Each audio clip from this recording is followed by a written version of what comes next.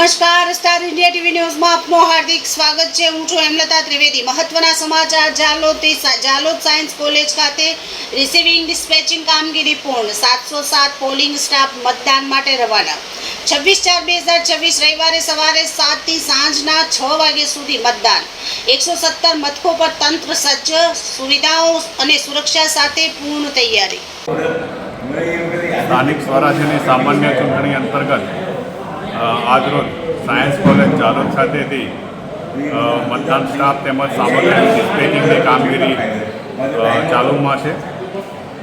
જાલોદ તાલુકાની અંદર 3 જિલ્લા પંચાયત સીટ તેમજ 20 તાલુકા પંચાયત સીટની અંદર કુલ 117 મતદાન મથકોની અંદર કુલ 707 પોલિંગ સ્ટાફ કામગીરી બજાવી રહ્યો છે। તમામ મતદાન મથકો ઉપર પીવાનું પાણી તેમજ આરોગ્ય વિષયક સેવાઓ પણ પૂરી પાડવામાં આવનાર છે। તમામ મતદાન મથકોએ શાંતિપૂર્ણ મતદાન યોજાઈ શકે તે માટે પૂરતો ચુસ્ત પોલીસ બંદોબસ્ત પણ ફાળવવામાં આવ્યો છે। જાલોદ તાલુકા સહિત સમગ્ર દાહોદ જિલ્લાના તમામ નાગરિકોને મારી નમ્ર વિનંતી છે કે આપ અચૂક મતદાન કરો અને લોકશાહી શાસન વ્યવસ્થાને મજબૂત બનાવવા માટે આપનો મત ખૂબ જ જરૂરી હોય તમામને મતદાન કરવા માટે વિનંતી કરું છું। જાલોદ તાલુકામાં સ્થાનિક સ્વરાજ્યની ચૂંટણીને લઈને વહીવટી તંત્ર દ્વારા તમામ તૈયારીઓ પૂર્ણ કરી દેવામાં આવી છે। જાલોદ સાયન્સ કોલેજ ખાતે ચૂંટણીલક્ષી સામગ્રીની રિસીવિંગ અને ડિસ્પેચિંગ કામગીરી સુચારુ રીતે હાથ ધરવામાં આવી હતી। તેમાં પોલિંગ સ્ટાફને જરૂરી સામગ્રી વિતરણ કરી તેમની ફરજ પર મોકલવામાં આવ્યા હતા। જાલોદ તાલુકામાં કુલ 3 જિલ્લા પંચાયત અને 20 તાલુકા પંચાયત માટે ચૂંટણી યોજાનાર છે।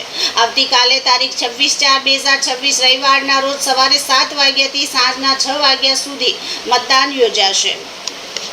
સમગ્ર પ્રક્રિયા માટે વહીવટી તંત્ર દ્વારા 117 મતદાન મથકો ઊભા કરવામાં આવ્યા છે। ચૂંટણી કામગીરી માટે કુલ 707 સ્ટાફ નિયુક્ત કરવામાં આવ્યું છે, જેમાં presiding officer 129, assistant presiding officer 129, polling officer 129, polling officer 2 129, polling officer 3 67 તેમજ 124 પટ્ટાવાળાઓનો સમાવેશ થાય છે।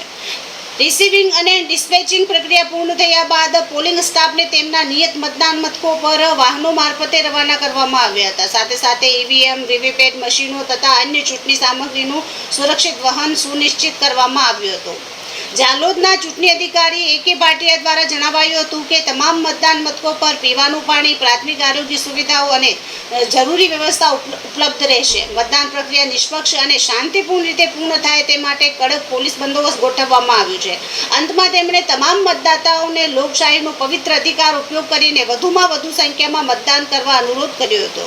Star India TV news Jhalod reporter Pankajbhai Pandit, જિલ્લા દાહોદ।